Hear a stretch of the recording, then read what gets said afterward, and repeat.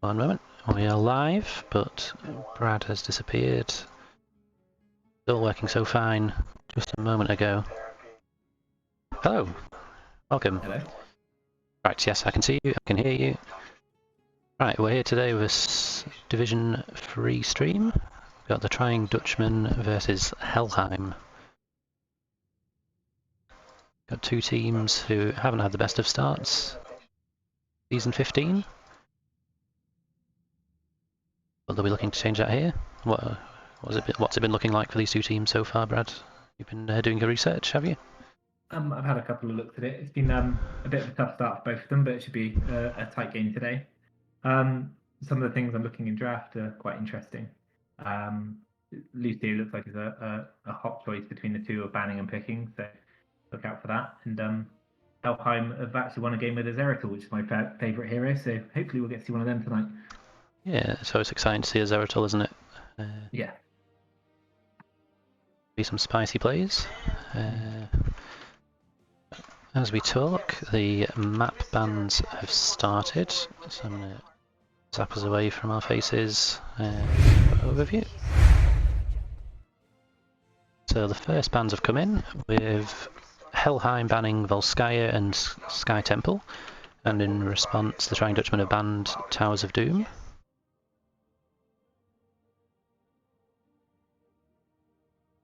Dragonshire coming out as the fourth map ban.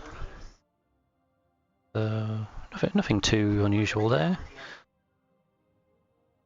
Volskaya is out of the ranked map pool, isn't it now? So I think we'll see more and more teams banning that out. Yeah. As they get sort of less practice on it. It's Warhead Junction in now. Not in Heroes Lounge, no. It's okay. Maybe next season. Who knows? Sad. That would be exciting. Yeah. So Helheim have that pick. Just having a think about it now. Looking at the ones they've banned, it looks like they'll be looking for some team fights in some of the games. Maybe ban some of the more macro type ones with Dragon and Sky Temple. Yeah, it'll be interesting to see what they go for. The Dutchmen haven't picked a map so far this season in their opening two matches, but we could see Helheim bring us to Cursed Hollow or Shrines, perhaps. Maps that they've chosen so far. Or could see something completely out there. Who knows? But having a good think about it. I don't know that much. Yeah.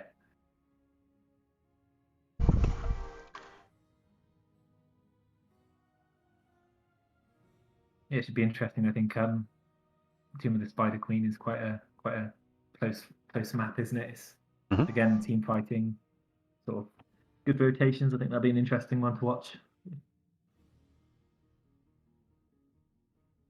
Pointed out in chat that Brexit is still open. Brexit outpost.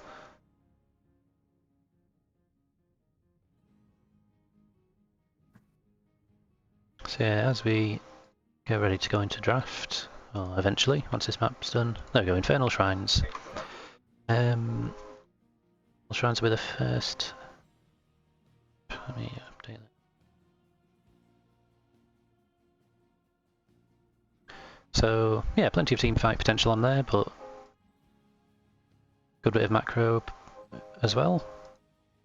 Yeah. Yeah, it'll be interesting. Helheim so far have played 2 games with Diablo, so he's a good hero on this map. I think can control the shrines, especially the top one. So it'll be interesting to see if they go for him in priority.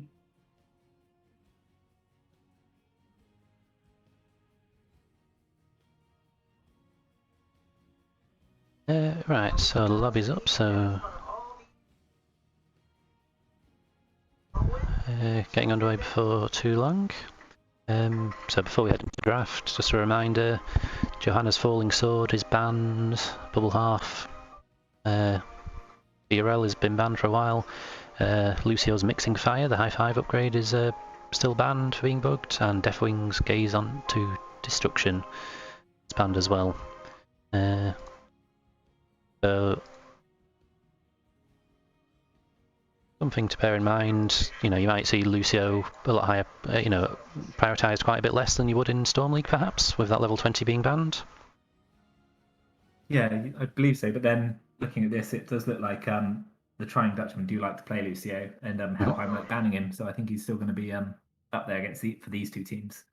An interesting one as well is Helheim have actually played a game with Reino and done quite well with him and had him banned against him. It looks like they've been banned after they played him. So somebody on the team obviously did well with Reino, and they might be looking to try and do that again. So. Yeah, it'll be interesting to see. Be interesting to see if Reina picks up that lone talent. Me and Beanfish casted a game a couple of weeks ago, and someone picked it up with limited success. Yeah, I did know the stats. It was something like 20 stacks per death keeps you at about the same level with Reino. I think if you die more than that, then you're losing value as you go along. Right. That all sounds a bit complicated for Reina, I'd say. Yes, yeah, it's certainly different now. Right, both teams are ready. So let's just a moment. We're going to head into draft for game number 1. Trying Dutchmen versus Helheim. We've already had the comments on their profile pictures not matching compared to the other team. It's very important. Very important portrait synergy. If you can't synergize your portraits, what can you synergize?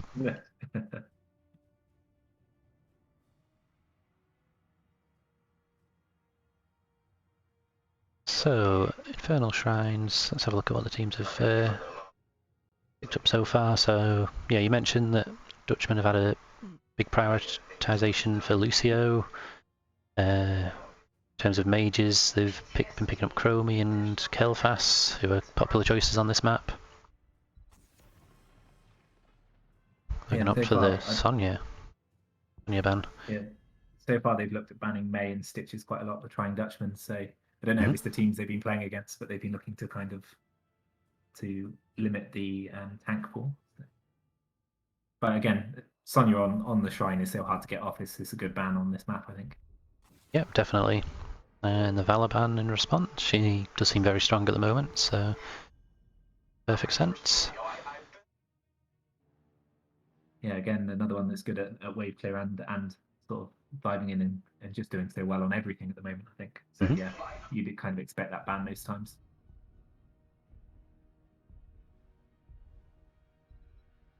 It looks like both teams have picked up Chromie a few times, so that might be a contested pick. Zeratul ban. They've done their homework on Helheim. Yeah. It looks like it was Samu playing an offlane Zeratul on Towers of Doom, that Zeratul, so that would be interesting to see. Hopefully that'll get through on one of the other maps. Although it'll give you some ideas, won't it, for playing Zeratul offlane. Might teach you a thing or two. And the Hogger ban, which makes perfect sense on Shrines, one of his stronger maps. Yeah, it's not the strongest, I think. I've certainly been on the wrong end of a couple of Hogger plays on this map. Yeah. So, Trying Dutchmen, what are they going to prioritise here? Is it going to be an offlaner? Is it going to be Chromie, Lucio? I think they might be looking Lucio, yeah. Yeah, there's Lucio, get it locked in, nice and early. I think that increases Diablo's priority as well. I mean, Diablo's so strong against Lucio, with him wanting to stay on the walls all the time. And being able to cover the Shrine as well, I think they might be looking for something like that.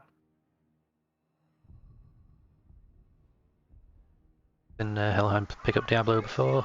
A few times, or twice, with a 1 win, 1 loss, so could definitely see that here, or perhaps later in the rotation.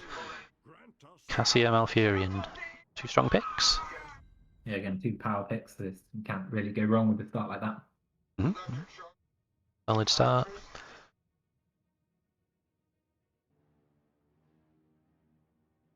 Yeah, I mean, I'm interested to see tanks, if either team prioritise Johanna at all, with Falling Sword being banned. Falling Sword, especially Oh, there's a Tychus. Asadar. So the Tychus might actually put them off going for Diablo, as you suggested. Yeah, I think they might be countering it before they pick it. So now they've got the Tychus, they might not have to worry about banning him, and they can look at banning something else, maybe potentially like a May, I believe. Could be a problem here for a Stitches, for a Tychus, sorry. Yeah, definitely.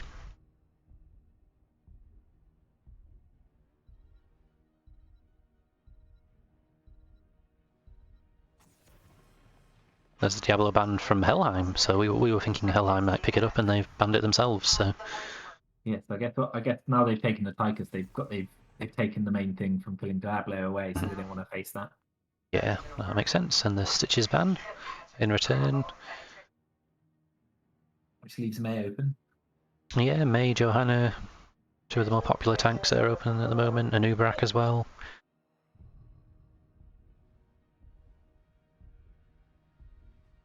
Wait, the next two picks from Helheim.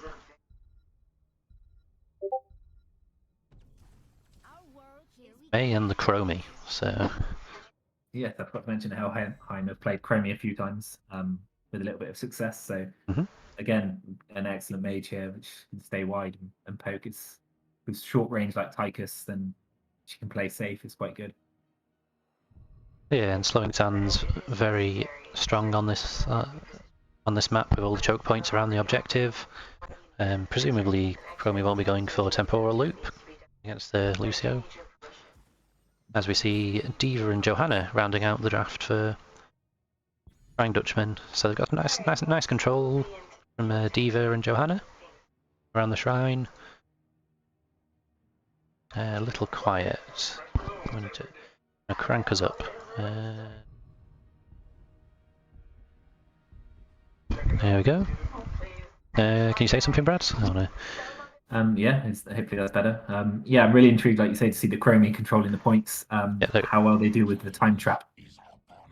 And much to my delight, Samu picks up the Dahaka for his team.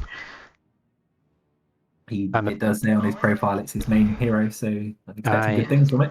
I've been a Samu Dahaka fan for a long time, so... See how long he can last with his 3 health bars, or however many he manages to keep up. Yeah, it's not the typical map that you would see Dahaka, but it's still quite big enough. It can definitely get some global value, and especially against a Diva, and it takes her quite a while to rotate. Comparison, so yeah, it should be interesting. Normally, when some teams prioritize taking the camps and pushing elsewhere when it's the top shrine, so it'll be interesting to see if the hacker decides to try and get value elsewhere, and they almost just stall or leave that shrine entirely. So yeah, it opens up the plays with the global. Yep. Okay, that sounds better apparently. That's good. Sound is sorted. Yeah, so who are you liking the look of? Who do you think's going to win this? Oh, it's a difficult one. They've both got strong drafts. I'm going to go with the fact that I do like the Tigers into. They've got the blind from May. I think that the red team has got the draft slightly, but it's close. Well, I'll introduce the left-hand team, and then you do the right in a sec. So on the left-hand side, we have the Trying Dutchman. We have Kefi on the Johanna, Grenham on Tychus, Slimp on the Tassadar, Hunter on Lucio, and Eric on Diva. Yeah, and on the red team, we've got Dahaka as Samu plays, Malfurion is King Solomon, Chromie is playing as Tassadar, May, Shadow Eagle, and Cassia Nemred. Yep, so both teams squaring up in mid at the start. A lot of pressure being put on Diva from the Dahaka tongue, knocking her down to half health. I wouldn't expect to see too many kills with early on with these sort of comps. Ooh, no. Yeah, it's an interesting one. Both teams have got stacks that they're looking for in the central fight. Yeah, I see. Let's have a look at the talents. Nothing too surprising. Pro moves from Diva. Usual sort of more meta level 1 has been nerfed, so Diva players moving to different talents there. Johanna going for the Stacking Globe quest, Laws of Hope. And Chromie going for Time Walker's Pursuit on level 1, so not going for the stacks on the Q or W, as Tassadar gets caught out by the May and his first blood with Helheim.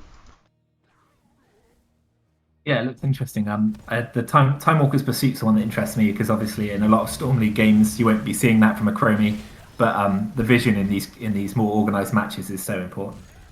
Yeah, definitely being able to scout out those camps, pretty big.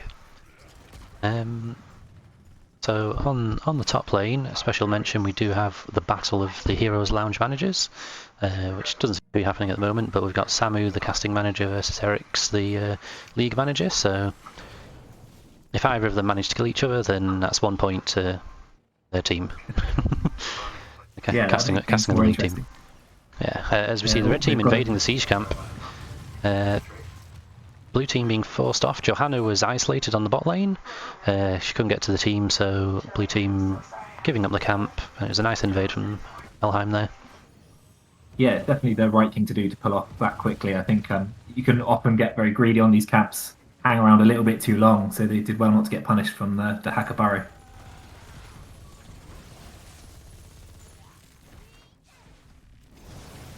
And like you mentioned earlier, D.Va's just struggling slightly to keep up with the Hacker's movement. So yeah, she is capable of double soaking, but it's just the time it takes to get between lanes.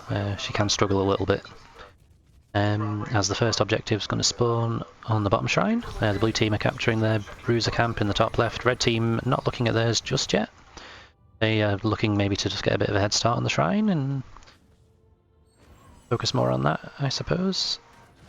Yeah, it's an interesting one because I thought with the global it would be the Hacker looking for the advantage with the camps. I suppose with his global he can clear that camp up and then get back to the fight. So.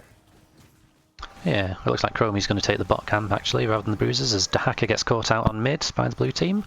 Very good time to get a kill there. D.Va's nearly got her mech explosion available as well, so blue team are in a pretty good position for this first objective. Yeah, I believe that the bigger they are, talent coming in for Tychus there really worked well against the Dahaka. Didn't give him much time to react, really. But he's back in the fight already with the Burrow. Yeah, I'm looking to contest here. D.Va's, like I said, D.Va's got that mech ready to use here, so there it goes. Well, they say the average value for that explosion on the mech on the shrines is about 11, but only got one there. So yeah, although they have the shrine power. Yeah, they managed to confirm that. No kills either side during this little skirmish, although Samu is in a bit of trouble on the Hacker, but he should be able to scuttle away. Offlaners back off soaking, and first objective is running down bot lane.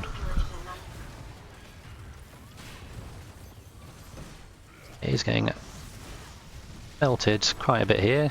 The towers have not even fallen yet, so not too much value from that.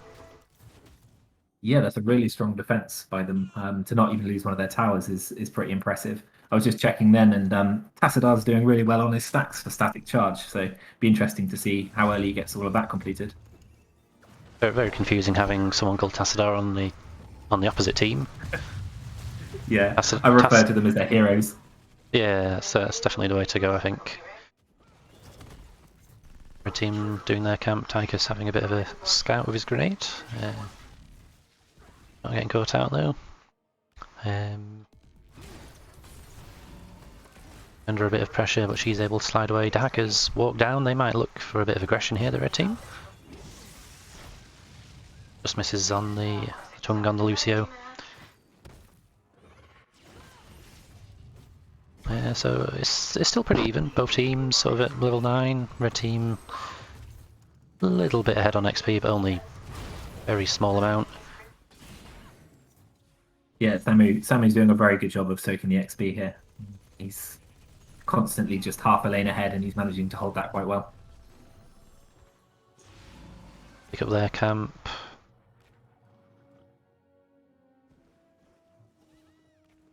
You'd expect, you see, Red have been looking just for little opportunities where they could get advantage from having slowing sands, the early heroic from Chromie, but they haven't been able to take advantage so far, as they hit level 10, as do the blue team. So, eagerly look at the heroics. Very excited to see Bunny Hop from D.Va. I've been enjoying a bit of Bunny Hop recently, so very excited to see that. Blessed Shield, of course, Falling Swords banned, Archon, Odin, High Five. High Five, of course, upgrade can't be picked at 20. Yeah, the bunny hop's a good. I think it's a good choice here. It can stop, potentially stop the hacker burrowing away if he's trying to escape. If she can get onto Chromie, she can really punish her there. On the other side, we've got Ice Wall as expected, the Slowing Sands, which we've already mentioned, and Valkyrie from Cassia, which catches out Tassadar. He pops the Archon, but he's in a lot of trouble here, and he does go down. Lucio can't quite save him. Ice Wall onto Tychus. Try and get away. Yeah, I was just about to mention the Valkyrie. I was wondering if perhaps they'll go for, an Ice Wall into Valkyrie combo, perhaps, or... But no, just a random Valkyrie manages to catch him out. And get the kill just before the objective spawns on top. What's very interesting is the red team still haven't started on any of their camps. They haven't gone for Bruiser camp at all yet. This is the second objective without taking the Bruiser camp. Yeah, it's unusual. See, this time they're being a bit more proactive, starting on that shrine straight away is to hack a soak spot. So. Yeah, again, getting value with the global, but this is one of the more dangerous shrines to be first into, really. It's a lot harder to protect, and you can easily get caught up in a corner, but the time traps obviously help a lot. Yeah, May under a lot of pressure, Malfurion having to pop Tranquility, as D.Va launches her bomb towards the towers. May's in a lot of trouble here. He does manage to slide out. Out comes the Bunny Hop, as Lucio gets Valkyried. Takes a lot of damage, but he just manages to high five to one of his allies and get out. Yeah, the bunny hop gave him just enough time to get out, really. It was a well played by D.Va. Yeah, definitely. Speaking of D.Va, it looks like the mech is going to get destroyed here. Tychus is the one who falls, though. Gets caught on the shrine. And it looks like it's going to be Helheim's objective to take here. Chat asking... Chromie's got.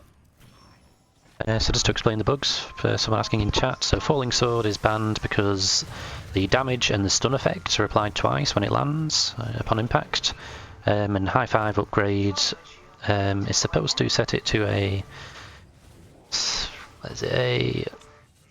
14-second cooldown from a 20, and it actually sets it to a 6-second cooldown. They increased it, decreased it by 4 seconds rather than increasing it.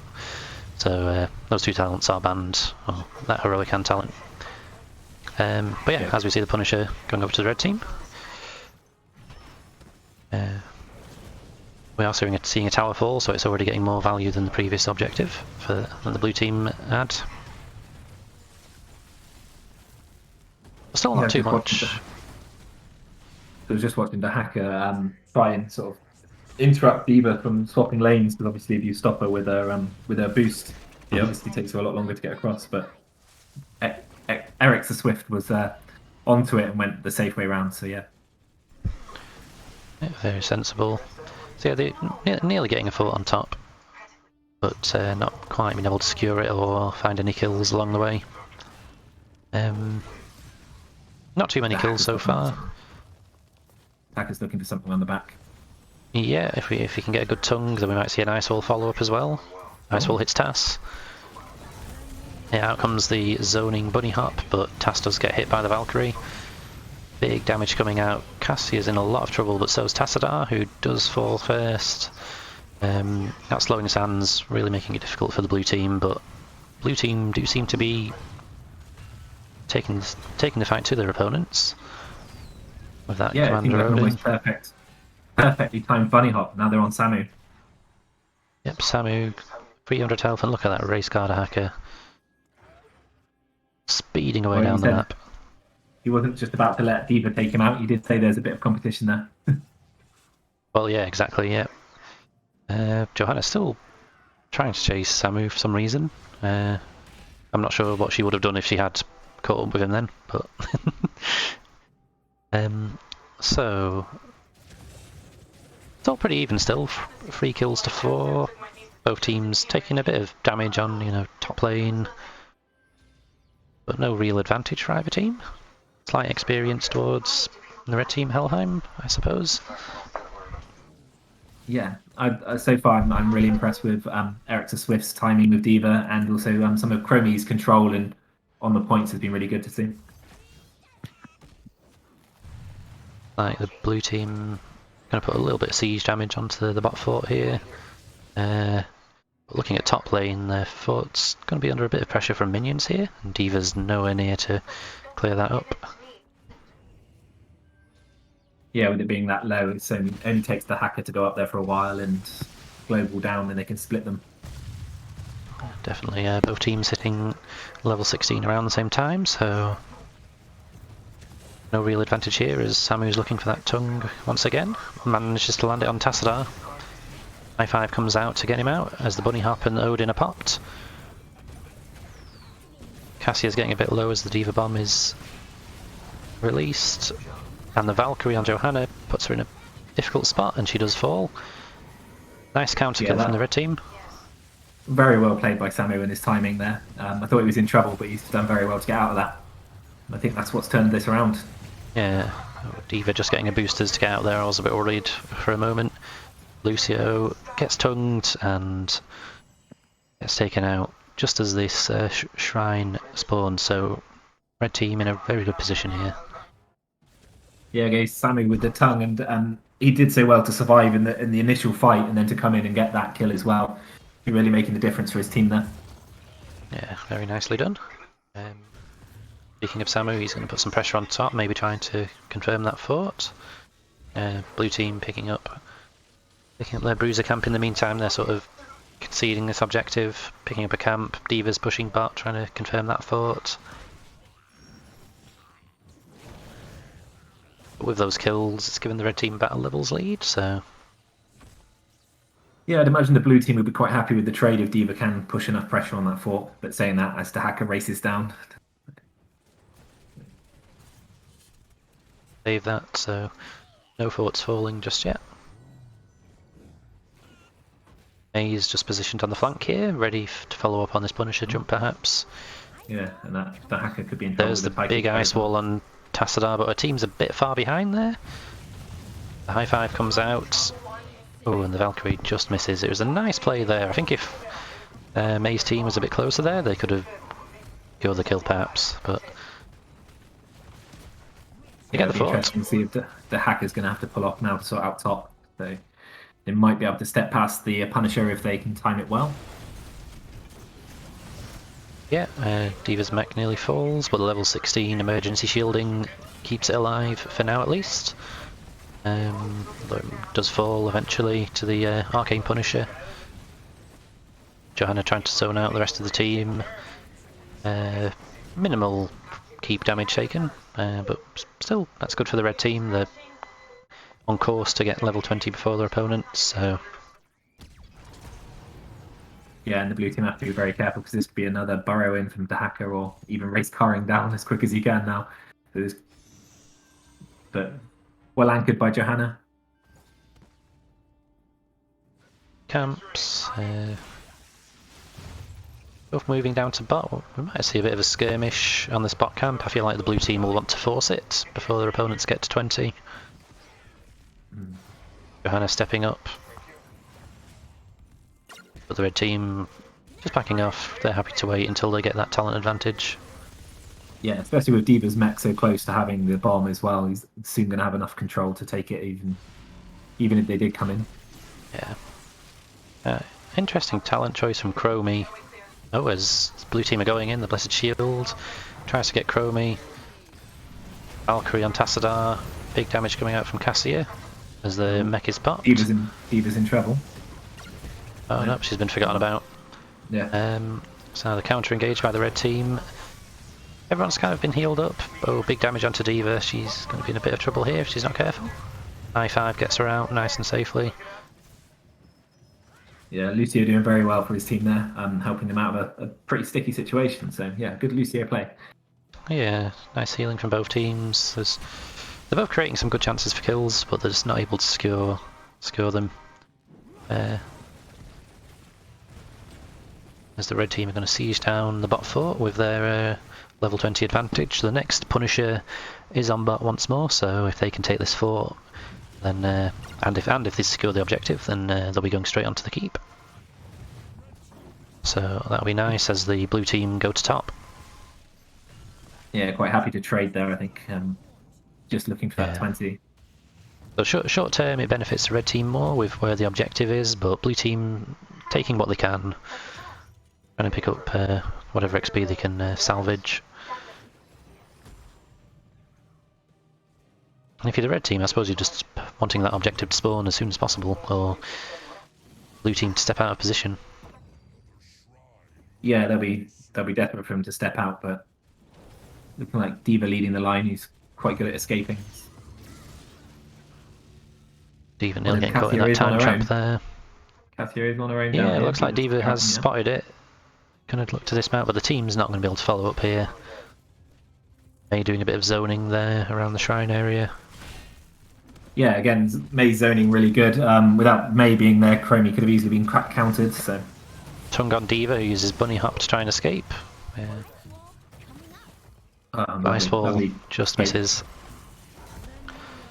Yeah, desperate for this fight, desperate for this engage. They're chucking everything into it, but so far the blue team have done so well to get back out of that fight. Yeah, nobody caught in Ice Wall, nobody caught in Valkyrie. Dagger tongue misses.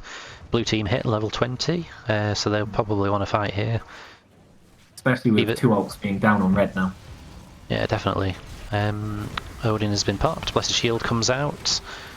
Chromie escapes to the left as D.Va does get quite low and gets popped out of her mech just before she gets the charge. She's in a lot of trouble here, she is separated from her team. Can't see her being able to get out of this. Chromie's slowing times there is just it's just forced her out.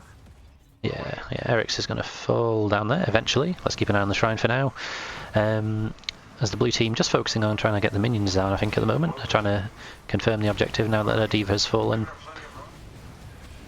A lot of damage coming out from Cassia onto the Tychus and Lucio.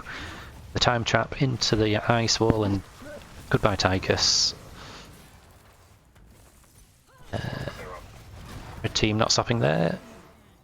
Down goes Johanna. And this is looking pretty bad for the blue team now. Yeah, there was some great value from Chromie there in the tight spots in the areas. This really showing their strength in these sort of shrine fights. Red team going to confirm this Punisher. They took the fort on bot earlier. So this is going to go straight onto the keep, along with the camp that Samu's picking up on bot now. So yeah, it's going to be a tricky defense for the blue team. Johanna and Tychus are not back for another 30 seconds or so. I mean, I think it's fair to say the keep is gone. It's just whether or not the red team can maybe with an ice wall, you know, get an extra pick before Johanna gets back, and maybe look to end. Yeah, D.Va's quite high up there. Is hoping to zone with the bomb, but that def makes this defense very hard. Yeah, she does get the mech explosion off, but they absolutely melt her when she pops out. So not looking good for the blue team as the Punisher's still on 78%. Lucio gets hit by the Valkyrie and takes a lot of fen damage. It's May who's going to fall. Nice damage coming out from the Tassadar and Tychus there. Tassadar gets caught in the Malfurion roots and the slowing sands. Lucio gets tongued by the hacker. And looking like the blue team are running out of options here. Punisher's wailing away on the core. Most people on the red team are full health. And it's GG. Helheim win map 1.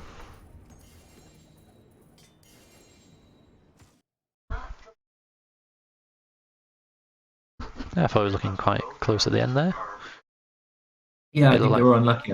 I think Chromie popped off really at the end, did a lot of damage at the end, and managed to keep them all in a confined area. The slowing sands was just on point all game long, and I think Cassia only missed one Valkyrie the whole game. They got a lot of kills off of that as well, so it was well played by the red team. Very nicely done. Also, a note for Malfurion and his healing stats is pretty impressive. 108,000, which compared to the Lucio 64 is really, really good. Yeah, very nicely done. 0 deaths as well. Yeah, and again, you did mention Samuel on his hacker that you were looking forward to playing a very, very good game by him, and soaking over 30k of XP is pretty impressive. Yeah, very nicely done. Yeah, it seemed quite close for the most part there, that match, I thought, anyway. But then there seemed to just be a point, sort of, towards level 20 where the red team just sort of stepped it up a notch. Maybe their level 20 is a bit more potent than their opponents.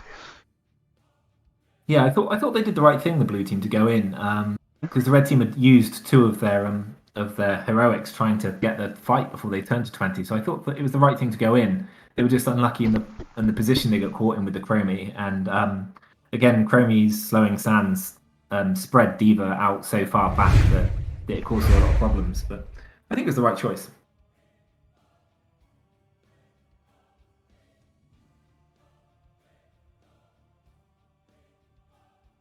So we will see what the Trying Dutchmen want to do next, if they want first pick or map pick. I mentioned earlier they haven't picked a map season at all, so that suggests in their previous matches they've always opted for first pick. It wouldn't be a surprise to see that here. Yeah, just looking at the ones that they've got left, they've got Tomb of the Spider Queen, Cursed Hollow, Practice Holdout, Battlefield of Eternity, and Eltrac Pass.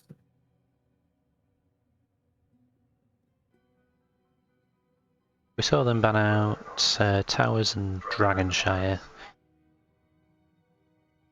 Maybe more rotation maps. There we see them pick up Battlefield of Eternity. So they do go for map pick. Make me look silly. So yeah, a very team fight orientated game this time. It'll be interesting to see if the hacker pick comes out again, because although he played really well, it's not really a map that I would say he would usually be picked on. Yeah. Up. Yes, I've noticed that Helheim have played on Battlefield twice and lost both times, whereas Dutchmen haven't played on it, so they have a bit of an edge in that they can see what Helheim have drafted on the map before. A little bit of a scouting edge there, perhaps. But then it could be the opposite way, that Helheim may be looking at it saying there's a reason they haven't gone to this map already. So yeah, quite possibly.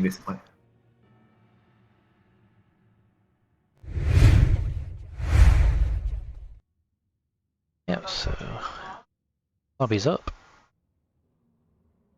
Starting that draft soon. So from game one, is there anything that you would be looking at to ban here, just based off game one? Oh well, I think the Cassia engages were really strong, and I think in a team fighting map like this, Cassia gets a bit more value. So yeah, I think I'd be worried about the Cassia again. Like I say, I don't think it's the hacker's map, even though Samu played really well on him. I don't think you would look to ban him. Yeah. On the side of Trying Dutchman, I guess there's Lucio as well. It's another strong map for him. Plenty of walls around the objective for him to bounce around on. Yeah, there's not many maps really where Lucio's not strong at the moment. That's true, yeah. Well, this is one of his stronger maps, then. Yeah, I think because Helheim has banned Lucio multiple times in the past, and if they've paid attention to Trying Dutchman taking him nearly every single game, I wouldn't be surprised if they did ban Lucio in this game. Yeah. Right, we are heading into draft now. For map number 2. First pick over to Helheim, or first ban for now. It'd be interesting, actually. They did play a good Reyna, and they've obviously had him banned against them since they played that Reyna, and this is an excellent map for him. So it'd be interesting to see if they do prioritize him at all. Really. The Hogger ban, as we did in the first map. So Trying Dutchmen have had Hogger banned out a lot of times against them, but they haven't actually managed to play him yet. So it'll be interesting to see if they have Hogger player in their team that people already know about before the games. Yeah, I'm pretty sure Eric played a decent bit of Hogger. I think he did as well, not for Helheim, but for who was playing for last season. I forgot. So I think we have got 2 Hogger players, but clearly Helheim aren't interested in picking it up themselves. As we see the May ban. Yeah, again, it's a ban that's happened quite often from trying Dutchmen to ban May. It's obviously something they don't like facing. I mean, I don't like facing May very often myself, but yes, I think it's a strong ban.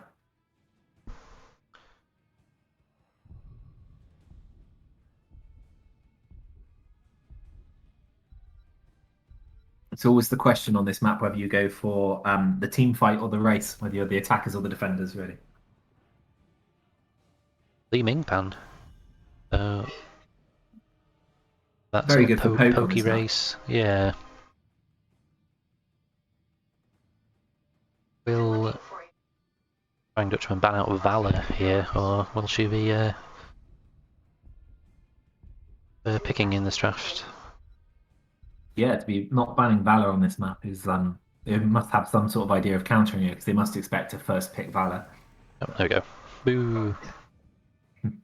Get my hopes up then. She's just too strong on this map, but it leaves She Rainer is. open for Helheim, so Mhm. be interesting to see whether they value him highly or whether they'll look midway for it.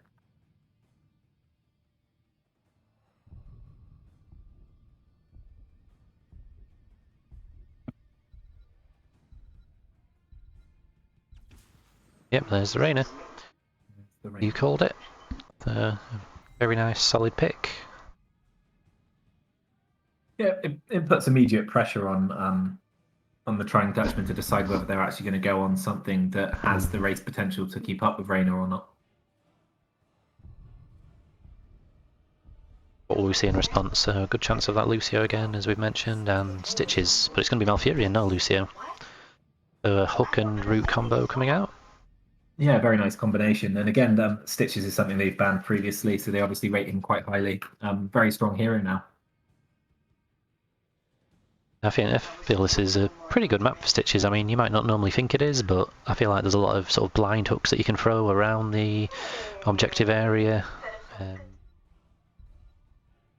Yeah, it'll be interesting to see if they decide to take something like an Anduin to. Yeah, there we go. And the Chromie, so with the Chromie they can stay fairly safe while, throwing out that poke damage. Yeah, like you say, I think Anduin the saves. Yeah, he did so well with Chromie previously that I'm surprised. I'm not surprised really.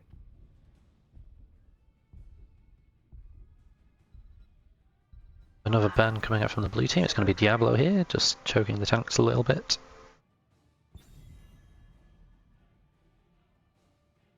Yeah, an interesting one on the Diablo. I don't often, I may be wrong, but I don't often see Diablo as being one of the stronger tanks on this map. Yeah, I mean, there's plenty of walls for him to slam people into, but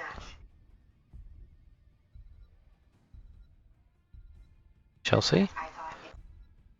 I suppose if they're not looking to draft any percent damage, then they might be worried about Diablo's health pool. And the Cassia ban from Helheim, and it was Helheim who played Cassia last time. It seems a bit unusual to ban it out here, unless they're worried that there's going to be a Valkyrie on the end of the hook, perhaps, or maybe maybe Cassia's more highly prioritized on this map than I realise. I don't know. Yeah, although a strong hero to take Rainer and Cassia, I suppose. No, they'd have taken Cassia. Yeah, I suppose the blinds are going against Rainer, I suppose. So yeah, the Thrall and the Tychus. So the Thrall not being left to last, which is a strange choice. What I find interesting is Tychus and Thrall, both heroes that are very good against the Diablo. So I would be thinking if you take the Thrall and the Tychus, I wouldn't have been so scared to ban the Diablo. But yeah, I mean this could be a 4-ban Thrall. They could be looking to swap, because I remember. Oh, Samuro and Ubrak. Okay. yes, I love it. I love Samaru. Actually, is very surprisingly very good at bursting the Immortal down. If you take his stacking talent at level 1, you get that up. He can do a lot of damage to that Immortal very quickly. So they're clearly looking to outrace the team. Interesting fact, Samu's full name is Samuro. He was named after Samuro, the Blade Master. Ah, okay. It's not a real I'd be fact. I made it up. It could be true. As we see, Sonya picked up. So, yep, 4-man Thrall.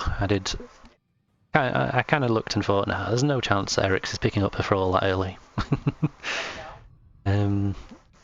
So we see Sonya as the true offlaner of the blue team. Yeah, I like the Anubarak pick actually into the Tychus. It gives Tychus less value, and if he takes the movement speed talent, he can get away quite quickly from that. But I love that Samaru's in the team. Yeah, it's an interesting one. Yeah, we'll have to see how it plays out, especially against sort of the heavy front line of the blue team. I don't know if they might struggle, especially just having an Uberak as that solo tank. Don't know if they're going to get a bit overrun, perhaps. Maybe not. Depends how the red team handle their fights. The looks of it, I think they're looking for more of a immortal race, stay out of the fights, escape. I mean, Samaru is very hard to lock down. Anduin can pull back anyone from the hook. Cremy's going to stay deep, and Anubarak's got an excellent escape as well. So I think they might be even looking to avoid the fights with this sort of draft. Yeah, possibly. So we're on map number 2, Trying Dutchmen versus Helheim. We have the Trying Dutchmen in blue. We have Kefi on Stitches, Grenham on Tychus, Hunter on Malfurion, Slimp on Thrall, and Eric the Swift on Sonya. And on the other team, we've got Helheim in red, and we've got Samaru being played by Samu Plays, Anduin being played by King Solomon, Reyna by Nem Red, Cremy by Tassadar, and Anubarak as Shadow Eagle. So, interesting first rotation. Samuro going bot, and the red team sending their 4-man to top. Face up against Sonya, and they're looking to get a bit of damage on the top tower, and there's not much that Sonya can do about it at this point. So... Yeah, Samuro is very good at slowing down the assault on the towers with his clones, but Anubarak's very good at attacking it with his bugs. So yeah, good decision by the red team. Yeah, they do confirm that tower, so nicely done. We see Lightwell coming out from Anduin. A lot of people wondering if that talent is actually any good now that it's moved to level 1 and been nerfed a little bit. The red team are prioritising it. Nice hook, but the root doesn't come out. Just a warm-up hook. Well, interesting. The Lightwell usually is used on something like Brax's Holdout, where you would put it on the opposite end, where your solo laner can take advantage of the extra healing. But Samaru's got so much sustain that it's an interesting choice. Blue team going to take that top camp. So Sonya's stayed top with the 4-man, and Thrall has been left to deal with Samuro. So you've been playing a lot of Samuro in recent times. Who would you rather be facing? Oh, as Chromie gets hooked over the wall, nice roots follow up, and the Anduin pulls not quick enough, and Chromie does fall.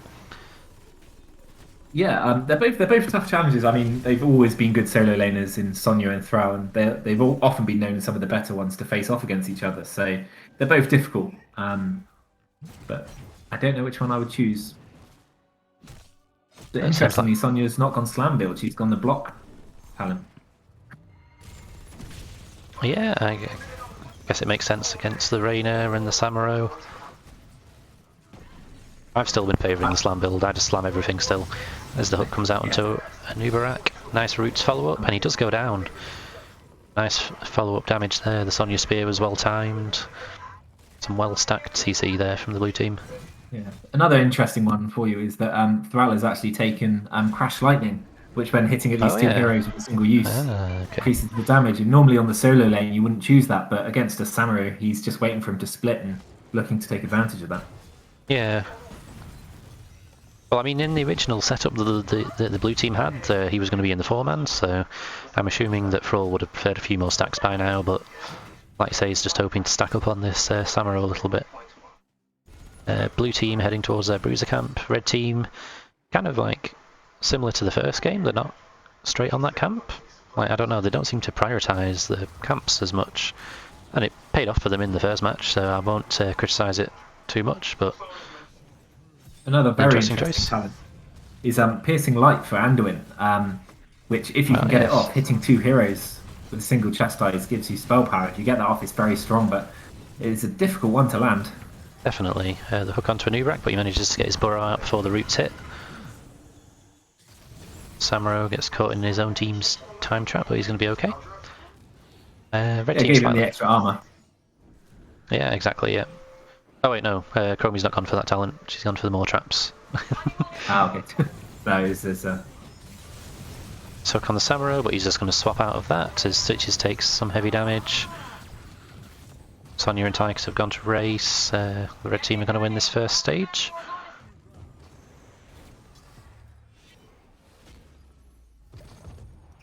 Yeah, so we're a red team with a slight advantage here, and I think their race is slightly better, I think. Oh, Yes. The red team's race was very strong. And that was without Samuro for the most part. Yeah, again, Samuro's taken Way of the Wind for his first choice, which, although is the meta choice at the moment for Samuro, with that talent at the start, the questing talent, he could have done a lot more damage to the Immortal. So he's relying on the Rainer more. So this first Immortal's coming to the bot lane as the hook lands on a Nubrak. Some nice damage coming out, but they're not going to be able to confirm the kill. Bit of counter pressure on Tychus here, he gets rooted and he's in big trouble here. Malfurion can't get the heals out and he does fall. And he's an important, as their only range DPS, he's an important part of their defense here. Yeah, it's an excellent play by Shadow Eagle. I mean, he's doing really well at the moment to actually soak up all of the hooks from Stitches. He's died once from it, but I mean, the amount he's soaked up already is more than worth it. I mean, if you're going to get, if anyone on your team is going to get hooked, you want it to be a Nubrak. Jimmy does get rooted and hooked, but Anduin pulls him to safety. So, as Sonya rotated down, blue team unable to get a kill there. Yeah, nicely done. They got most of the fort, a little bit of that left. Surely Samuro will be able to finish that off at some point. So good value from the first objective there. Just to note, we've still yet to get a stack from Anduin on his piercing light. We'll be watching very closely. Yeah, it's a very tough ask. So it'll be very good to see if he does it. Yeah. Blue team going to put a bit of pressure on bot here. Maybe try and get one of those walls down. Give a bit more of an angle for Stitches to get a hook, because he does land one on Rainer. No follow-up routes until it's a bit too late. Temporal Loop came out on Malfurion, but he's going to be okay for now. I think Rainer's gun must have stuck out past there, and then they very slightly out of the gate. It's a very good hook. It was, yeah. So yeah, Temporal Loop coming out from the Chromie, so obviously Malfurion doesn't have a cleanse to deal with the Temporal Loop, so it's a good choice there. Yeah, it'll be interesting to see if they take the double Temporal Loop, and whether Anduin will take the double pull. Yeah. Anduin has gone for Desperate Prayer at level 7, so... Shout some big heals. Yeah, but he will be quite vulnerable, especially to hooks if he's not careful. He'll be sat there for 2 seconds, so... He'll probably be saving it for after the hook, so that if there's somebody that has been engaged, he's got the first heal. Yeah, both teams are racing for now. Red team coming out on top once again. Samuro's soaking bot, Stitches top. Oh, it's pretty even actually, only 150, 160 damage in it between the two teams. And it looks like both teams might just race. Sonya's gone to save bot fort, so it's going to go over to the red team once again. Cocoon comes out on Frawl, but the red team isn't there to follow up.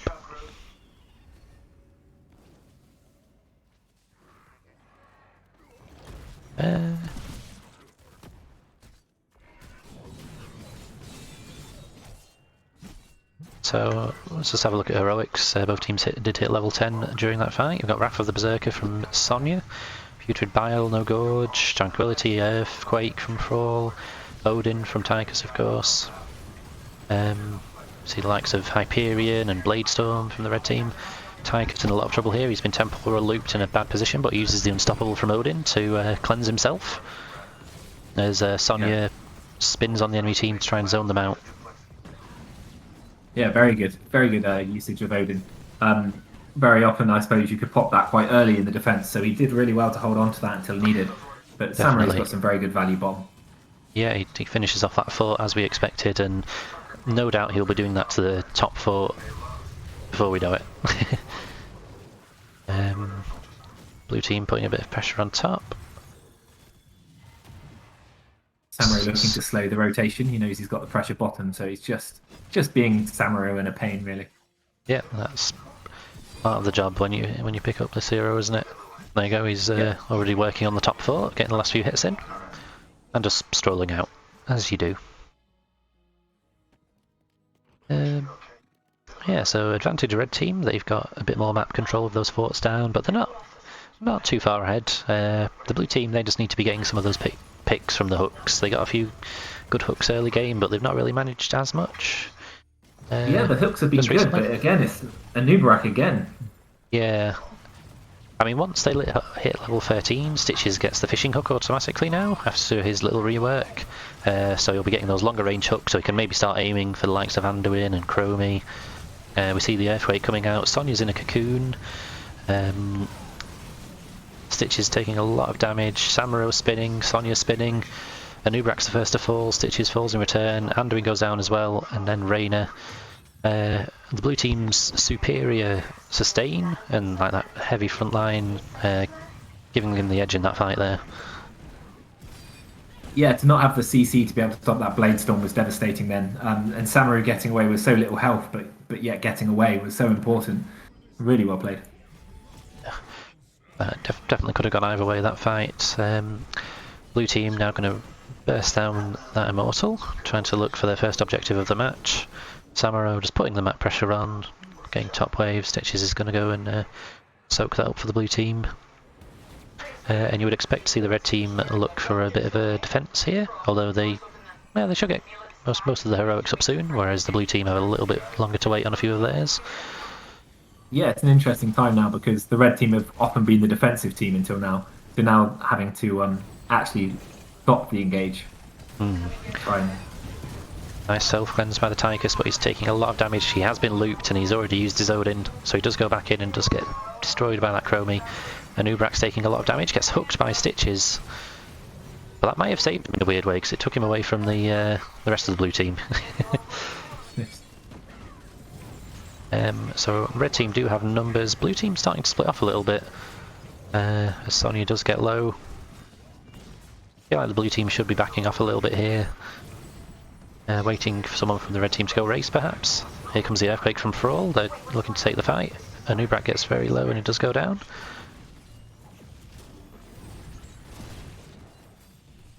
Yeah,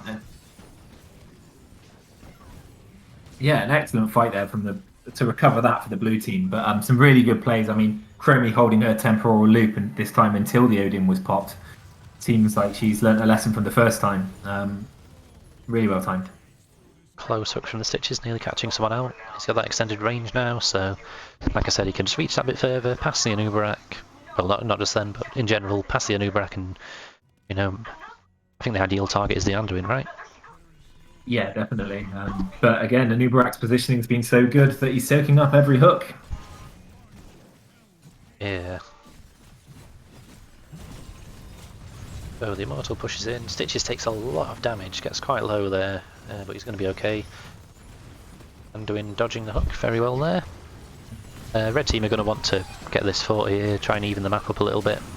Temporal loop on Sonya, Tychus is low. Tranquility's popped as the cocoon goes onto Malfurion to interrupt it. Ooh, Jimmy takes a lot of damage there. That's nicely done. The pull wasn't quite in time. Anubarak's going to get out on about 300 health. I'm very impressed with this Anubarak. He's played so well. He's soaked so many hooks to his team and died so little times considering how many hooks he's taken.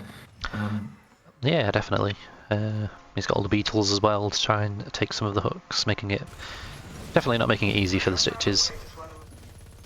Yeah, and also to mention, we haven't noticed it yet, but already on 8 stacks for Piercing Light for Anduin. I've seen them happen, and I keep meaning to mention it, but so much has been happening. So she's already Anduin's already up at 8% extra spell power, which is a lot of healing bonus. Yeah, I mean, if you can get the stacks, it's good. It's just it seems a bit of an unreliable talent, but yeah, King Solomon's done well to stack it so far, as you pointed out. So blue team have level 16 as Stitch's hooks a beetle. Yeah, again, Samurai just taking the wave out from behind them to stop the push, and then getting away to go and clear top. Yep. I feel like that's getting tilt value. I feel like you're tilting the other team when you do stuff like that as Samuro. Yeah. Like, you know you're not going to kill him. It's just, it's very frustrating. So the blue team looking to siege a bit here. They've got that 16 advantage, but the red team are just going to hit that talent here as well now. Yeah, again, Samurai going top hook to over the wall, clear the wave. but no follow-up.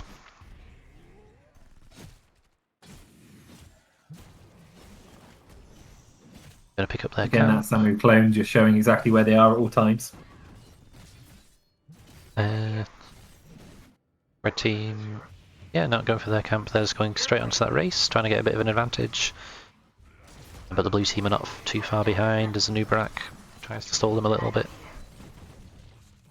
So this time it'll be the blue team on the defensive, as they're behind in the race. Yeah, very good Reign of Value again. It's just very good on this map.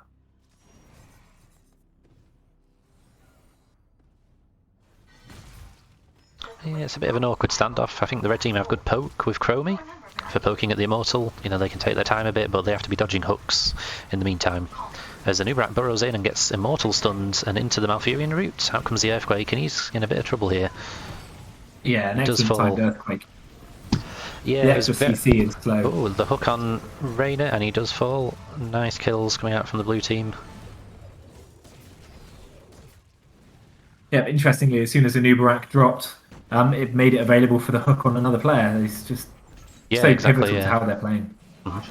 Definitely. Yeah, it's a very risky move from a Nubarak there. They're burrowing in underneath the Immortal. I was expecting to see them play it a bit slower with the Chromie poke, but they're quite eager to look for that engage. But blue team going to win that race. Nearly half health shield, so this fort will fall shortly, no doubt, and you never know if they can manage to get a good hook. Perhaps they can push on towards the keep as well. Stitch is positioning on the flank.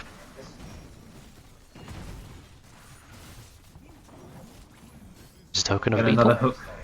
Yeah, another beetle taking the hook. This a Nubarak pick's is showing that it was a really strong pick against the Stitches. Definitely, yeah.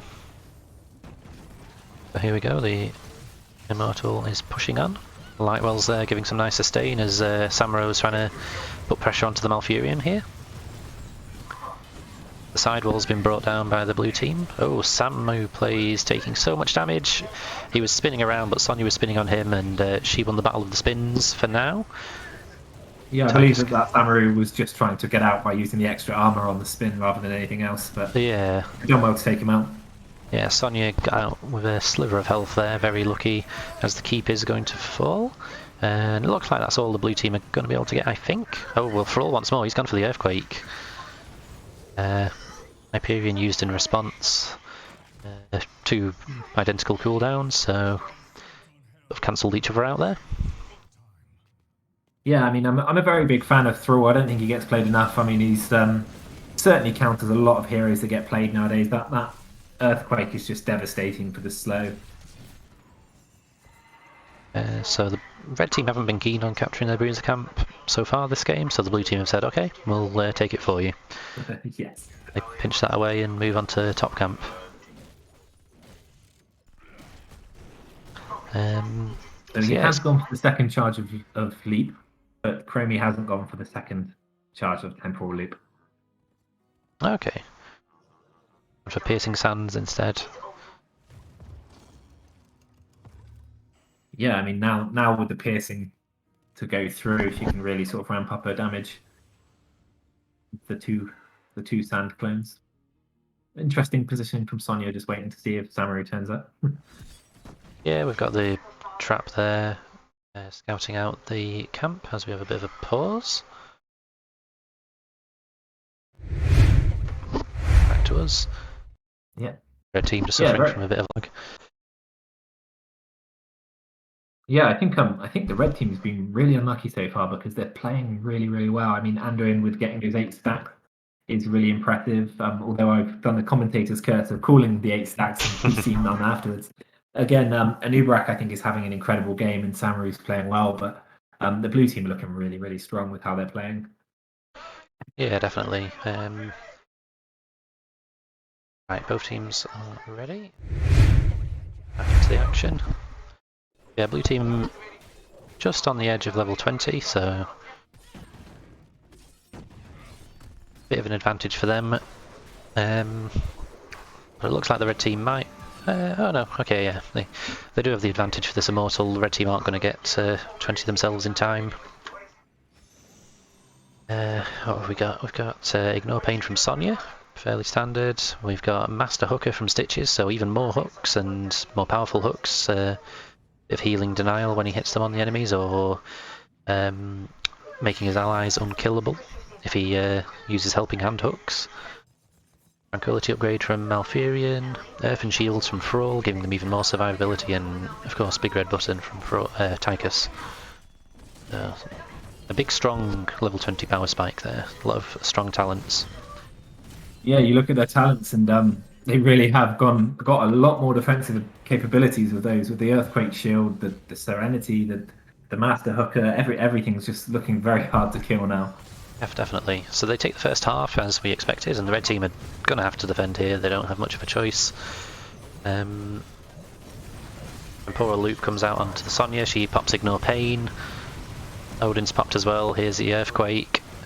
Nobody getting particularly low apart from Chromie, who's quite low in the back, but she's going to be okay. And Nubarak falls. The Anduin pull isn't quite in time there to save him. It's a well-taken fight by the blue team. I feel like the Earthquake shields just nullified any damage that the red team threw at them there. Yeah, definitely. It's so strong. It's their defensive talents just held them through there. Nanduin got another one of his stacks on Piercing Light, so one more to get. Yeah. Samro falling as well there just at the end. Couldn't get pulled by Anduin. Anduin's in trouble now. He's in a lot of trouble. Stitches is making a beeline for him. Chromie's trying to body block to help out. I'm not sure it's the best idea. Anduin falls. Chromie just getting away, but Reyna gets hooked as well. Yeah, and that was excellent. I didn't realise this, but Chromie's taken here and there, and that talent then just saved her massively. Yeah. She body blocked and then managed to teleport out rather than the stasis that you often see. Yeah. So blue team, they've got 3 heroes down on the red team. They're just going for core.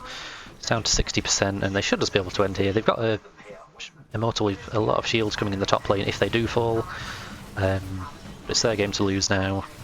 Clicking on the core, Tychus does get destroyed, but they keep the focus on the core, and it's 1-1. Very nicely done by the Trying Dutchmen. Yeah, overall, very well played as a team. Really, their positioning was good. They didn't get frustrated with the amount of times they hooked a Nubarak without him dying. They just stuck to their game plan, and it paid off for them. Yeah, we did wonder, because they did pick Battlefield as the map, we did wonder if they would have something prepared, or they were just trying to catch their opponents out, but it seemed like they had a good game plan there. It looks like they executed it very well. Yeah, I've got a shout out for Hunter on Malfurion. 4 kills, 134k healing. It's really impressive stats.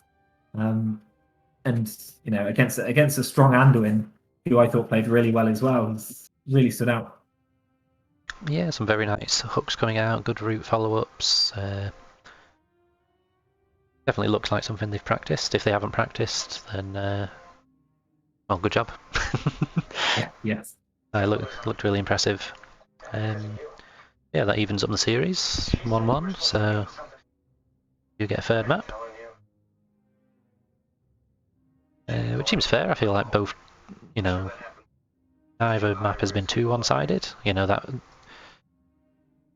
just on Battlefield Eternity, just there, Helheim had the early game, didn't they? They got the early forts, and then blue team just did well to fight back and yeah, get the game in the end.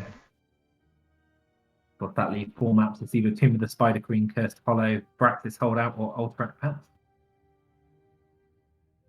Yeah, good choices there. Wouldn't mind seeing Praxis. I think that'd be interesting. Good Yeah, battle of the solo laners. I'd like to see the Cursed Hollow out because I'm a big fan of Zeratul, so I'd love to see a Zeratul game before the end. Yeah, we could see it. As Helheim are having a think about what they want.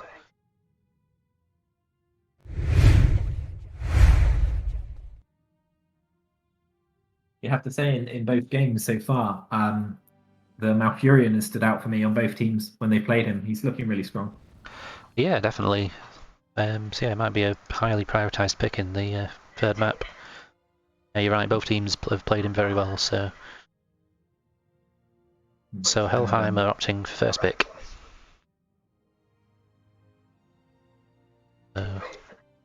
Real preference from them from the remaining maps. We look to the trying Dutchmen to decide where we're going to go.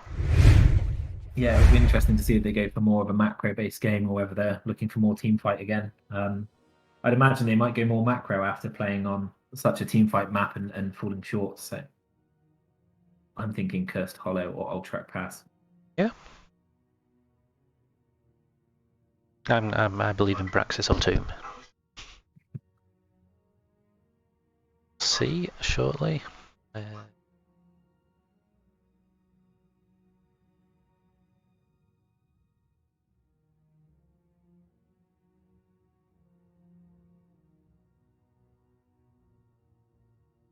Fine, Dutchman. We will have gold track pass. You called it. Going for the more macro map. Yeah, it'll be interesting to see. Be interesting to see if another Chromie comes out here because again, another good game by Chromie despite losing that game. But yeah, I think that despite Lucio being about, I think Malfurion's the hero of choice at the moment. Yeah, definitely. Bit more of an open map, this one, I suppose, for Malfurion.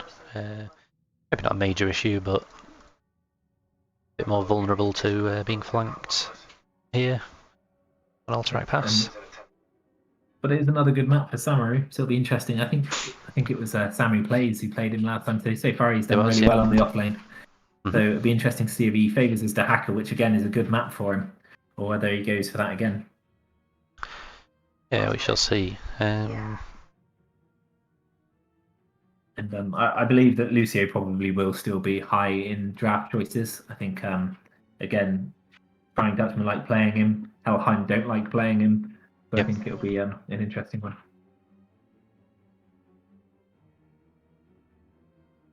That's another win for Helheim with the Rainer, though. So quite rightly banned out against him a few times. Won a couple the 2 times they have played with him. No, Rainer lost. Oh. Rainer was on the losing side. Yeah. It was hard to tell. I couldn't really tell if they got how much value they got from Rainer. Yeah, they did on a couple of the early fights, but after the half-time show, it became more of a team fight, and the minus 15 sort of % damage you get now does kind of make you struggle a little bit more in the team fights. Yeah.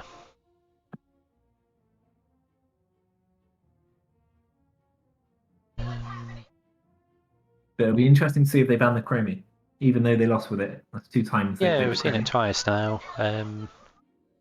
It's another map where Flowing Sands can get a lot of value around the objective. Yeah, if you can choke points. Definitely. Yeah,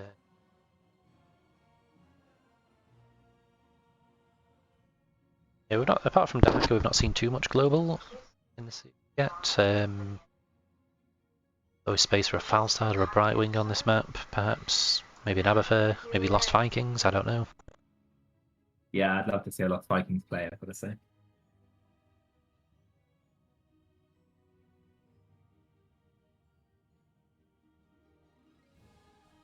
Look at what these two teams have played so far. Nothing too crazy. No Vikings, no Abathurs.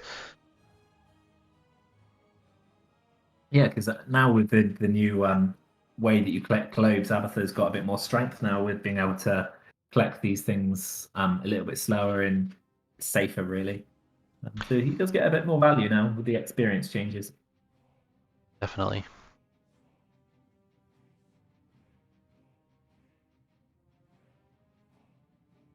Now, what sort of tank prioritization we're going to see this map? Are the red team going to respect the stitches?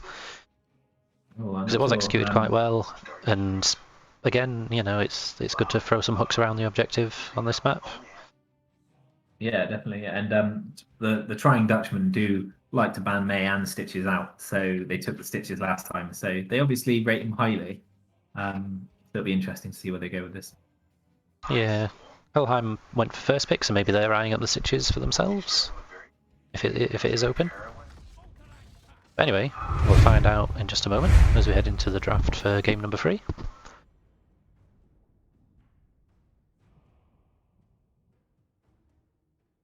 So yeah, neither of these teams have got a win so far, or a series win, a match win, season 15, so teams will be eager to get their first win on the board.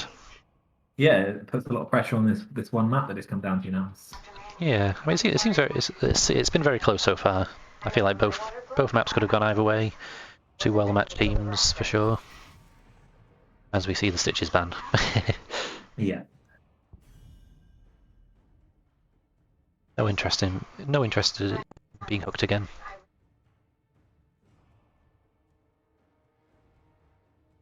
So we saw the May and the... What else did we see banned last game?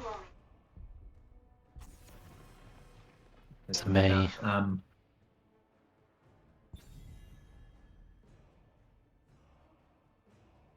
The Valor got banned, didn't it, last game as well? And, Yeah.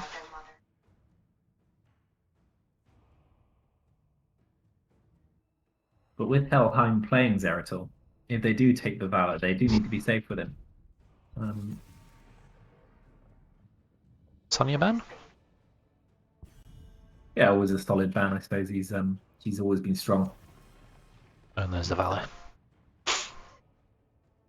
Would see Malfurion be prioritised here. We mentioned about how strong he's been in the series. Oh, they go for the Hogger. Ah, that was it, yes. Helheim have banned Hogger for the first 2 maps. They leave it open now. Yeah. And Sammy up for himself.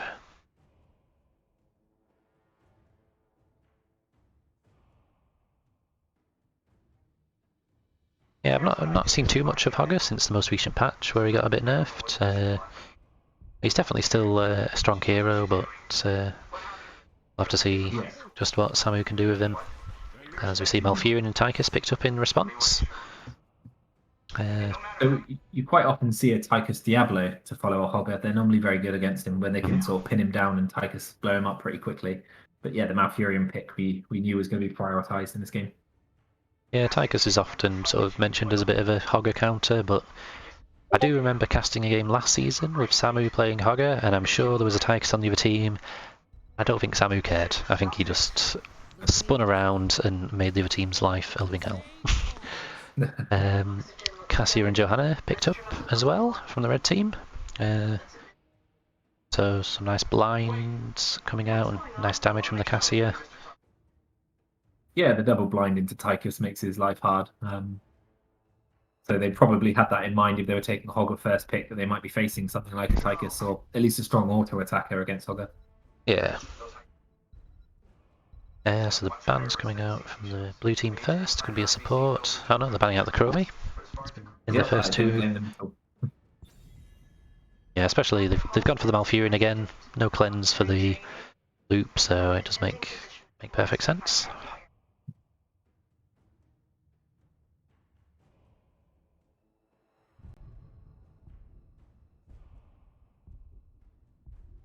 Once the red team are going to...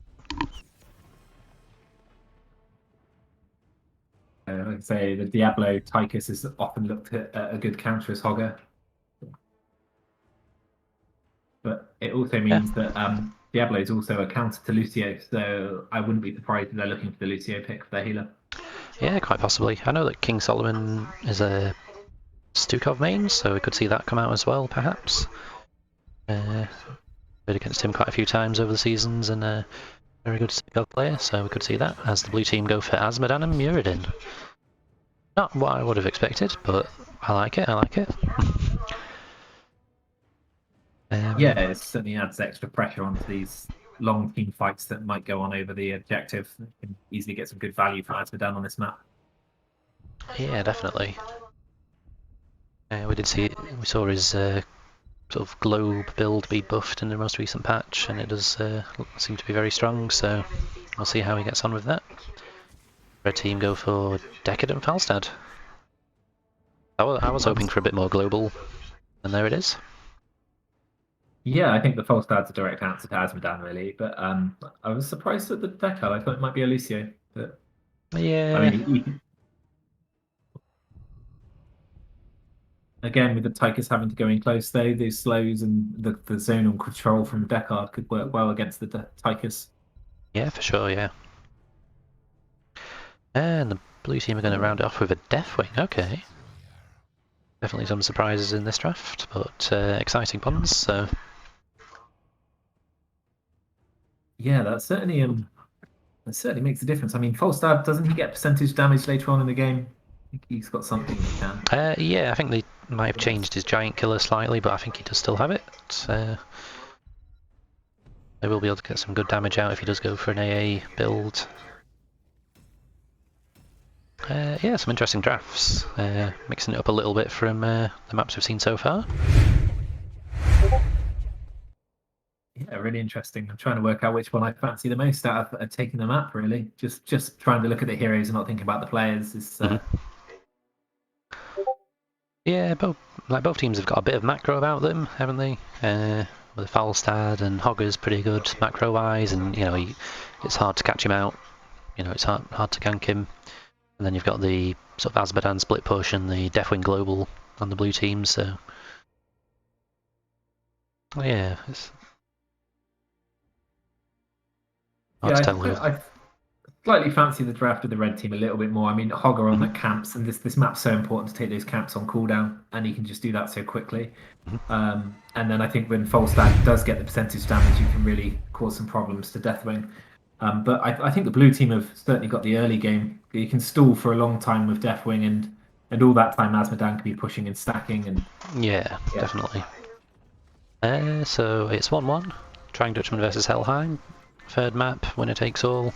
On the blue team, Trying Dutchman, we have Hunter on the Malfurion once again, Kefi on the Muradin, Eric's on the Deathwing, Slimp on the Azmodan, and Grenham on the Tychus once more.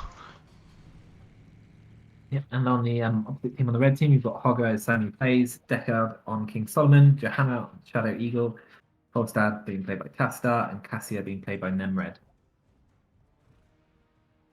Yeah, so both teams squaring up in the middle. Let's have a look at those talents. Hogger looking like he's going into the Dynamite build early on. Some of the other talents have been nerfed recently, so Dynamite build looking a bit stronger for him. Looks like we're getting an AA Falstad, so you mentioned about the percentage damage later on. I could be going into that. Yeah, Does make sense. An excellent start from Azmodan with 26 stacks already. Yeah, that's crazy. I was too busy looking at talents. Did he get a wave and a few heroes with his Gluttony talent? Very nicely done.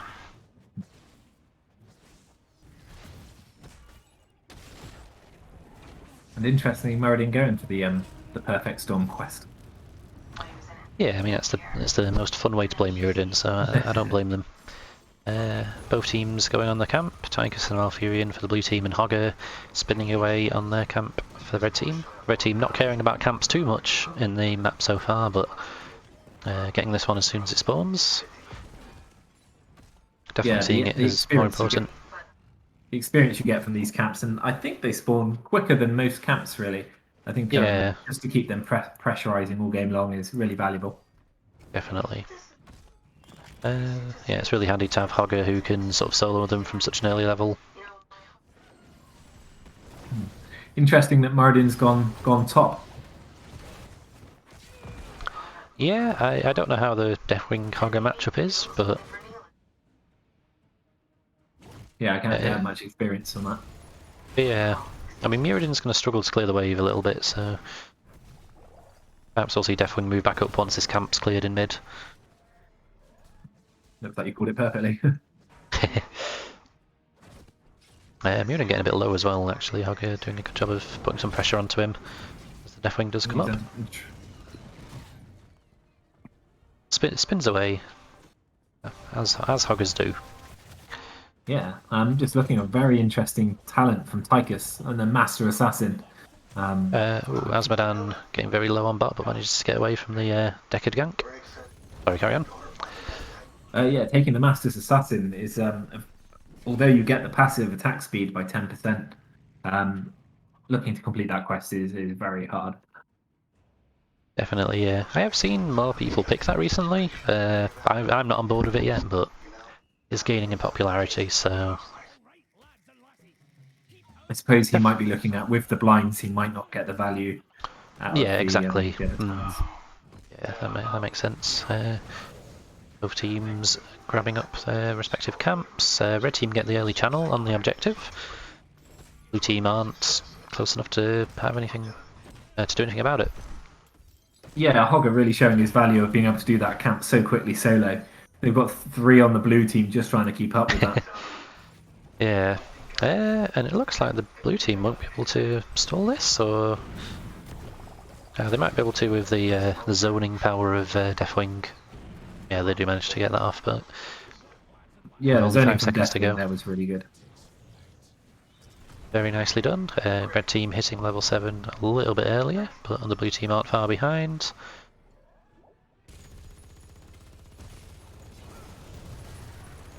Red team definitely getting some macro value with Falstad pushing bot here. Yeah, knowing he can fly in at any minute, you can sit back there and get really good value. It's a really good pick against the Azmodan. Nice pressure coming out to Johanna, but she's going to be okay. Deathwing landing on the gate. I would be scared about doing that. I would probably land on the wrong side of the gate there, so very brave from Eric's.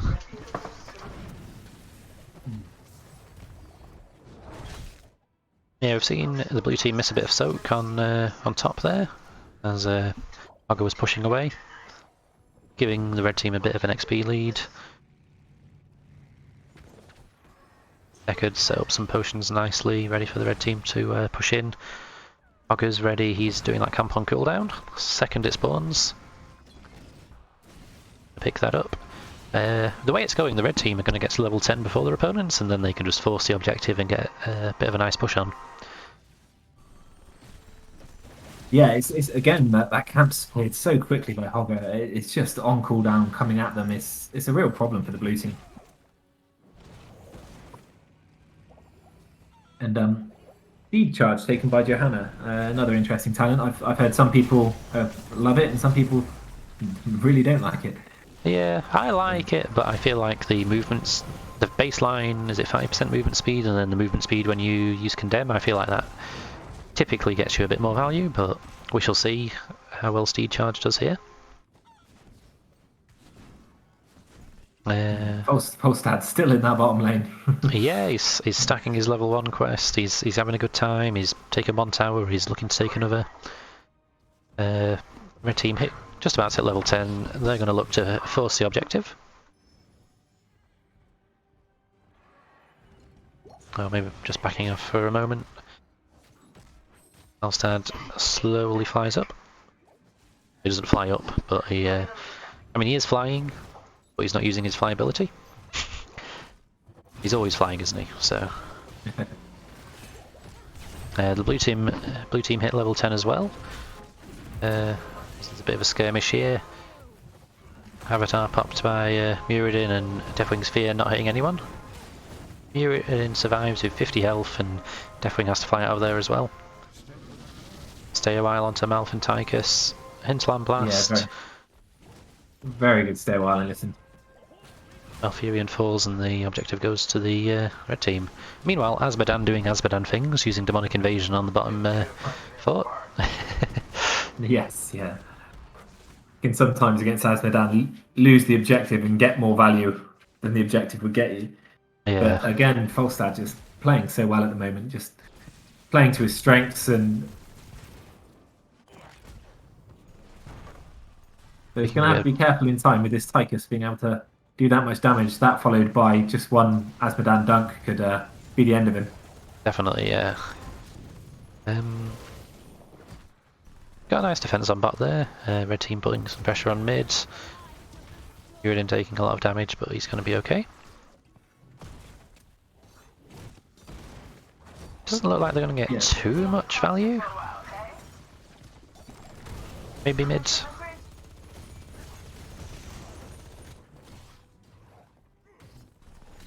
Yeah, Cassia so far playing nice and aggressive and reaping the rewards with 23k damage already, which is by far the highest in the game. Very nice. Okay, despite what I say, yes, they get two forts mid and top there. Malfurion under a bit of pressure, but gets a nice route off to peel for himself. Excellent, unstoppable there from Johanna being able to get away early. Yeah, so far really well played by the red team.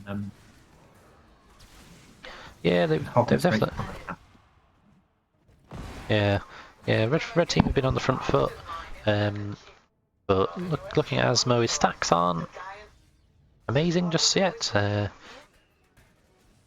But he has been getting a bit of push value, so yeah, we'll as see. time goes by, his stats are going to really make a difference, and you can get a couple of unchallenged demonic invasions in places. They'll soon be level or even ahead if they're not careful. Yeah, for sure.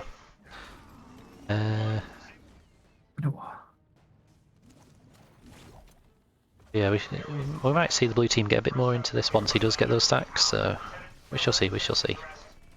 And Muradin's only going to become more dangerous as he goes along with his perfect storm. Yeah, exactly. A little bit of a skirmish here. Falstad's in a bit of a precarious position, but he should be okay. As Odin is popped. Looks like the blue team are going to put focus onto Falstad here. Lovely routes from Malfurion. Yeah, really well played. Confirming the kill. Hogger is able to spin away. We might see a demonic invasion here, we do. A demonic invasion plus an Odin is a lot of siege damage. Yep, Stay a While comes out and hits the Asmo and the Tychus, but Tychus is woken up straight away. Nice Blessed Shield from Johanna. Blue team getting a bit low, but Tranquility's going to heal them back up. Yeah, it goes to show with this draft from the blue team, you give them an inch and they'll take a mile with the amount of siege that they have. Yeah, definitely. Deco taking a lot of damage. He throws in a Ruby and then runs in at very low health, but Ruby keeping him alive. Just. Yeah, really well played by Deckard. Foot falls, and so does Tychus. Hinterland Blast finishes off Asmo. Muradin gets out? Question mark. Deathwing lands and gets instantly destroyed. Yeah, I think he was a desperate protection for Muradin, which he got, but suffered with his life. Yeah. But again, that little bit of value, and you give blue team half an inch, they take that fort down really easily. Yeah, I think they just overstayed a little bit. They did a good play, they got the kill on Falstad, they went for the fort, and then yeah, they just overstayed a little bit, I think. As the red team pick up the bot boss.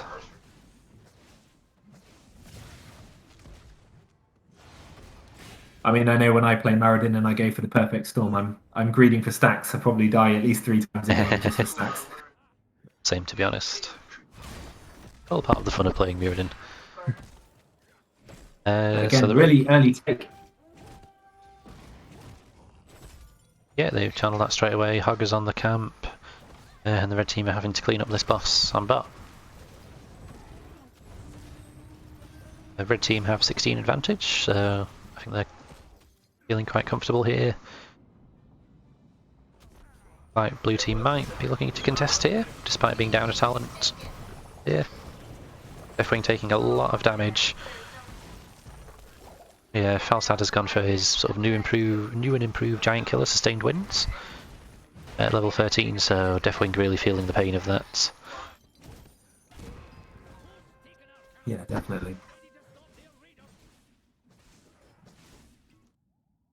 Yeah, the red team have done really well to take the objective almost as soon as it's up. It doesn't give them enough time.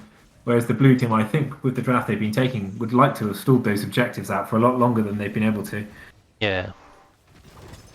Yeah, definitely. Red team looking to siege on mid now. Deckard setting up those big super healing potions, along with the rubies, keeping his team nice and healthy. As Deathwing lands. Yeah, getting really good value out of the deck Arcane actually. He's doing really, really well. Deathwing's flying in, but he is very low health. He needs to be careful here. Gets a nice fear on Falstad, who is very low, but he just walks into some potions. Mirrodin falls as well. While Furion gets hinterland blasted. Red team are very low, especially this Johanna. She will go down. So there's the Asmo. A good fight from the red team. Yeah, very good. I think Deathwing followed the Muradin in, and was very unlucky not to get the Falstad. Actually, it was very close. Yeah, definitely. Those potions that Deckard had prepared, definitely coming in handy. Yeah, I was surprised at the Deckard pick actually, but it proved me wrong. He's been really, really impactful so far this game. Yeah. Mid keep falls. Falstad's going to finish the top keep. The bottom keep won't last much longer as Tychus does fall to the Cassia. Yeah, again, the Cassia's play this game has been really good. He's been really aggressive, and not only that, but not going too far either. Yeah. The final keep does fall, and it's going to be a tough rest of the game for the blue team. Losing all your keeps on this map put you into a bit of a tricky situation as Samu stealing away the siege camp of the opponents. Yes. Yeah, again, Samu's done really well with Hogger. He's done exactly what he needs to with him. He's been pressing on that camp all game long, and it's really shown. Yeah. He's not giving them any time to breathe. On the blue team, they're either scouting the boss or they're thinking of making a bit of a desperate boss play here. Johanna's also just hanging around, scouting it out. They're going to start it. Asbadan looking like he's just, going for a stroll, not giving anything away. Okay, they're forcing the fight before 20. Yeah, there is a bit of damage going on to the core, but that should be okay for now. Odin is popped. Blue team looking to take a fight before their opponents hit 20. Deathwing hasn't landed yet. Just having a nice cruise around in the sky. The level 20s are fit for the red team. Yeah, we've got Power Spike, upgraded Shockwave for Haga. We've got Respect the Elderly from Deckard, so lots of silences and blinds have to stay a while. Hinterland Blast upgrade, and we've got the Infinite Lightning from Cassia, so very strong talents there. Yeah, definitely. They've got a lot more kill pressure now with the. That's going to be minus armor, extra damage. It's looking scary. Yeah, so the blue team having to fall back to defend the core, and the red team seeing that as an opportunity to go for the boss. Yeah, a bit of a tough one for the blue team here. After losing all those keeps, it puts them in a bit of a checkmate position almost. Yeah. Yeah, with all keeps down, I think they will have to defend this boss, and the red team can either push with it, and they can do bot boss, they can channel the objective, or two of those, maybe all three, who knows? Yeah, I think it's a tough position for blue to be in. I think going for the camp was probably the right idea. Try and squeeze out that 20 if they can, but with the boss and the objective, and what will be a second boss, it's looking tough.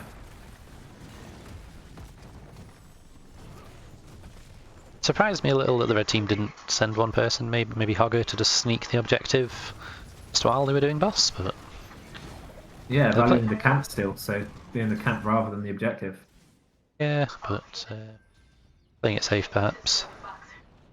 The camp and the boss, so another boss for the blue team to defend. Could even see them try to take a fight perhaps. Yeah, desperate for those 20s, and it's just... What, 2/3 into 19 now? I mean, if blue team can get the defense and maybe win the objective, if they can win a fight, they've got great pushing power. Like Asmodan, Tychus, once he gets the big red button, they could. If red team, lose a fight, they could be in big trouble. But now red team are in control. Can give them anything in this draft in the blue team, and they'll walk away with it. But yeah, so they get a bit of damage onto the boss, enough just for the core to clean that up, and the blue team are going to go for the last play of the game. They hit level 20. Tychus uses his Odin, perhaps just before the big red button. No, he got it in time. Big Hinterland Blast takes out the Odin. Stay a while, silences the Muradin. He falls. Falstad flying in, taking out the Malf. I mean, the Falstad pick and the plays from Falstad this game have been really impressive. You can see what the blue team wanted in their draft, and the red team knew it, and they just kept it off of them. They didn't hang around, didn't give them an inch, and just took the objectives early. Yeah, with the Falstad and the Hogger, they really sort of controlled the macro. You know, they didn't let the Asmo or the Asmo pushing or the Deathwing global get too much value. So yeah, it was nicely done. That's 2-1 in favour of Helheim. Yeah, definitely well played by the red team in the final game. Helheim did really well. I think the blue team were unlucky. I think that some of the timing was slightly just to be able, if they could just stalled that first objective a little bit longer, I think it could have been a different game. But really well played by both teams throughout the 3 games.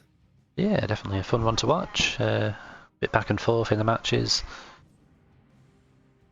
Yeah, Helheim managed to pick up their first win of the season. Trying Dutchmen still waiting for their first win, but they did win the first map of the season. They haven't managed to secure a map until today, so that's a step in the right direction, right? Yeah, by the way, they showed how they can play in that map that they did win. Goes to show that they will take wins in this league. They looked good, and unfortunately came up against a very good team in Helheim today. They played really well. Yeah, for sure.